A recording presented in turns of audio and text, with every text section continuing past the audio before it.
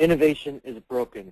It has systemic flaws that prohibit companies from bringing to market new products that are compelling, relevant, meaningful, and differentiated to consumers.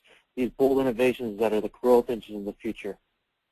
Today, we're going to talk about what these flaws are and how, together, they represent perhaps fatal flaws to bold innovation initiatives. My name is Alex Mackey. I'm Vice President of BehaviorLens Research with Insights Now.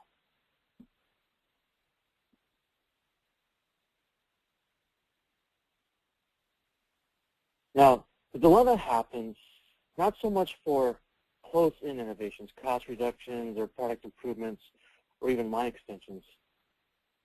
It's when you're looking at innovations that are new to the company and in particular also new to the marketplace. So innovations that your customers have not experienced before. And as we all know, the closer in the innovation, likely the less reward you get from it, the less return on investment. So with cost reductions, you get minimal return on investment. With line extensions and product improvement initiatives, you might get a moderate return on investment. But the big stair-step ROI, the real organic growth, the fuel that really drives growth, happens with new-to-the-world innovations and building new product lines. This is bold innovation. And the challenge that mature consumer markets face is that it's fatally flawed.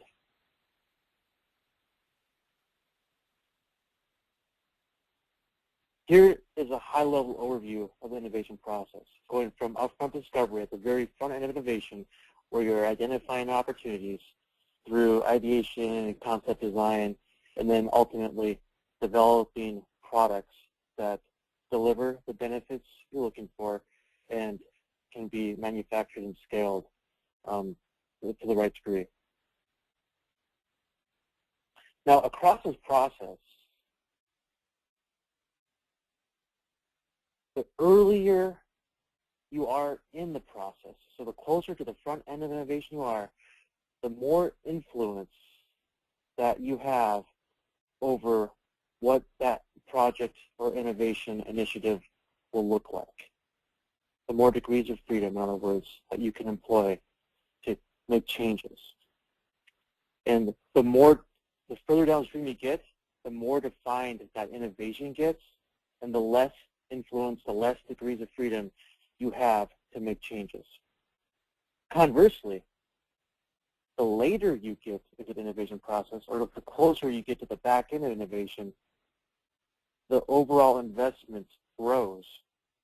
So you have this little valley that happens between the amount of influence you have over what changes you make in innovation compared to the amount of investment going into the innovation.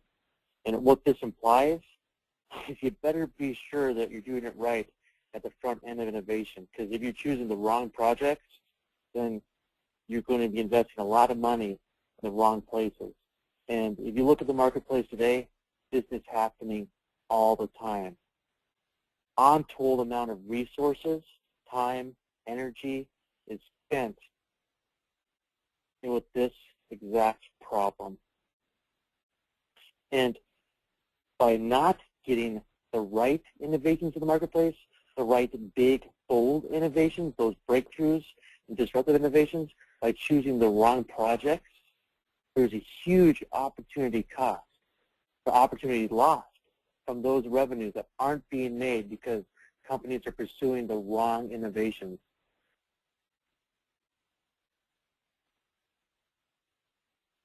Now, to get it right at the front end, well, some things you shouldn't be doing. One is to use the lens of products or product categories to help define what the innovations should look like. Secondly, you shouldn't be using the lens of your customers. Now, this may seem contrary to common sense or best practices, but if you think about it, it makes sense. For example, millennials, they represent 14% of the general population, and it may make sense to say, I want to design a product for millennials. However, when you go for a demographic profile like that, you tend to build a one-size-fits-all type of product with a purpose that's spread across the board like peanut butter, and that's not what consumers want. Consumers want products with definite, specialized purposes that deliver specialized, specific benefits. And if your product cannot hear or signal what those benefits are in a way that's meaningful, relevant, and differentiated to consumers, likely it's going to fail in the marketplace. And if you try to do a product-driven approach, focusing on a better mousetrap within a product category, it's going to be feature-driven, it's going to be cost-driven, and it's something that it's not going to be successful in the marketplace. Again, and it tends to lead towards more incremental innovation. And if you try to structure your innovation around organizational units, well, that's a recipe for failure as well. And the challenge there is it really hampers and constrains how you approach innovation. And ultimately, using these different lenses to approach innovation, really you're shooting blindly in the dark, and it's not something that's going to make you or your organization successful. This is flaw number one, using the wrong lens to find opportunities at the front end. Now,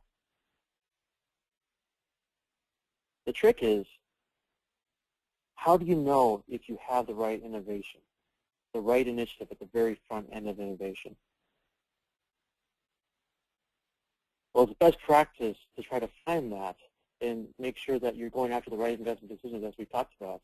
However, very little information is available for those big, bold growth platforms. And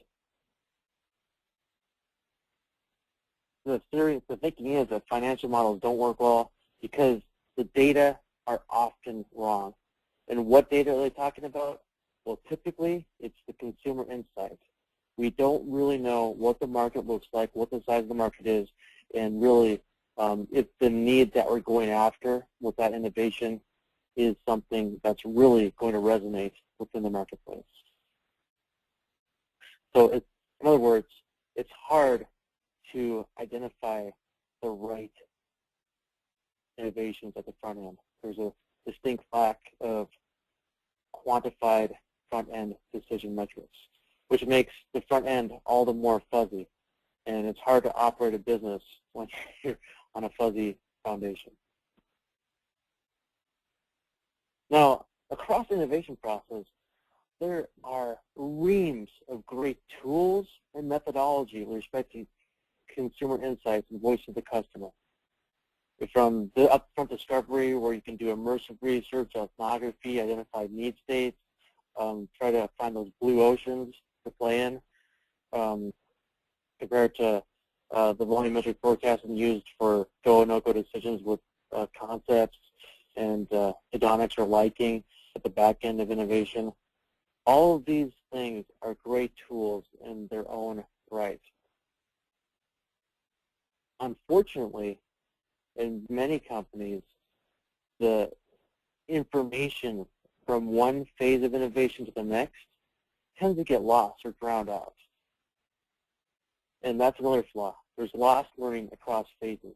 And one thing that really drives innovation success is continuous iterative learning from stage to stage. You want the learning to build on itself.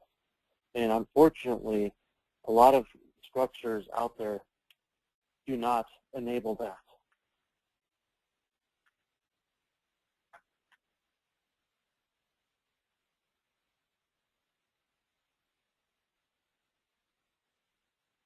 The fourth flaw is that traditional decision metrics do not allow for validating bold, big, breakthrough innovations. They are geared more towards incremental approaches like line extensions or cost improvements. And they typically funnel into volumetric forecasting platforms that, again, are based on the past, and they don't provide the foresight necessary, especially when you're going after the unmet and unarticulated needs of consumers. typically with a very novel product, as most bold innovations are, you're going to get arbitrary purchase intent scores because it's really hard for consumers who have not experienced that type of product platform or format to articulate how that product will fit into their lives and deliver against their needs in the moments of their lives. And so the purchase intent scores they give, you have to take them with a grain of salt.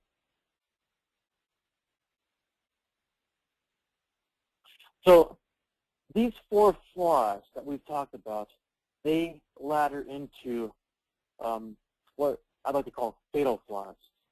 And the first one is fundamentally, for bold innovation, the front end is broken. And the implication, well, it's rather significant. By not knowing which opportunities to go after and not having the decision metrics to choose the right opportunities, the implication is that you kill good, bold projects and you may keep the bad ones. So, and if you remember that curve where from influence to investment, that means you may be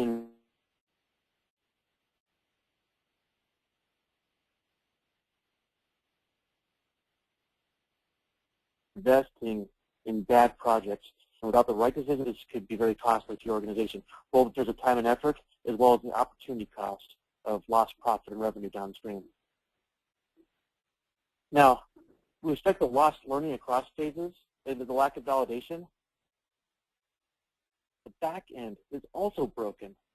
There's no way to validate that the new product that is being developed or the new content that's being developed actually delivers against that original market opportunity, that insight, that key insight that you identified at the very front end of innovation. If you're simply trying to determine if a new product is going to succeed by asking whether or not it fulfill the purchase intention or if it's well liked by consumers, again, consumers cannot articulate if a new product fulfills their needs, especially if it's a very novel new product. And again, what this means is you may kill really good potential innovations, and you may keep the bad ones because you just don't have the right metrics in place and you're not learning as you go along. You're focused on silos of information using things like purchase intent and liking to make decisions for you. And ultimately, with the front end being broken, the back end being broken, the full process, the end-to-end process is broken for bold innovation. And this is a fatal flaw that's in the marketplace today with a lot of companies. And what this means is that there's arbitrary success for big innovations. You know, sometimes it's going to work. You throw a needle against the wall, sometimes it's going to stick, often it's going to fall. And what we see in industry is this leads to risk-averse cultures where the machinery for innovation is all about minimizing risk and it's very little about maximizing reward. The question is, why can't we do both? Why can't it be a both and? Both minimize risk, respective failure in the marketplace, and also maximize those big, bold opportunities that are out there. And what this means is most companies tend to take a very incremental approach to their innovation portfolios, leaving who knows how much revenue out there in terms of opportunity costs. So how do we improve this? How do we overcome these fatal flaws in innovation? Well, it starts by getting it right up front, making sure that you're selecting the right projects, the right initiatives. And then having the decision metrics in place that allow you to choose the good over the bad and not choose the bad over the good. And by getting the right opportunities and understanding what they are at a very granular level, very rich level, it allows you to inspire game-changing growth ideas. You do this by taking the learnings from the upfront opportunity at the front end and using that downstream across the innovation process. And the more you know about that opportunity and the more you can build it into your ideas and your concepts, then the better you have a chance of having a very successful product in the marketplace. And again, using decision metrics not just at the front of innovation, but throughout the process for ideas, for concepts, for products, to minimize risk while at the same time maximizing reward. To validate and turn bold new products. And again, to do that, you have to be able to test whether or not that new product actually delivers against the original market insights that you identified at the front end of innovation. So this becomes a learning loop, a learning cycle, all the way through the innovation process, where each piece of information that you learn builds on itself throughout. That is how you overcome the fatal flaws inherent to many companies' innovations process. At Insights Now, we've developed a breakthrough approach to breakthrough innovation, as we call it BehaviorLens. And it starts at the front end by defining market, sizing opportunities, and targeting disruption from a behavioral advantage. And then in using that information to inspire bold product ideas based on consumer behavior within the moment, and providing behavior-driven decision metrics to validate at each step along the way that bold new products will in fact be winners in the marketplace. This represents the only end-to-end solution designed to deliver breakthrough performance. This approach, BehaviorLens, was designed from the ground up to address each one of those fatal flaws that we've talked about. There's no other solution like that in the marketplace today.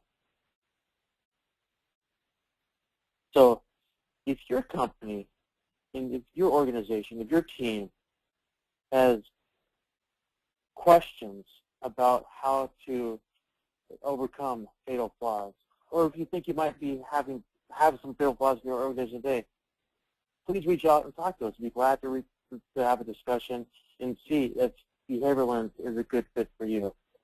Again, I'm Alex Mackey. I'm Vice President of BehaviorLens Research. It's been my pleasure to talk today about the fatal flaws inherent to bold innovation. Thank you.